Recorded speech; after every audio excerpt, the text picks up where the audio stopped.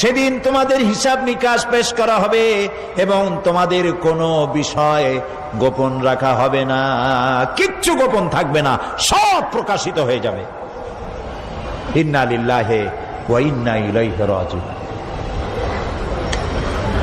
আল্লাহ তাআলা বলেন, ইয়াউমাইযি ইয়াসদুরুন নাসু আশতাতান লিয়ুরাউ আ'মালাহুম ফামান ইয়া'মাল মিসকালা যাররাতিন খায়রান ইয়ারা ওয়া মান ইয়া'মাল মিসকালা যাররাতিন শাররান ইয়ারা।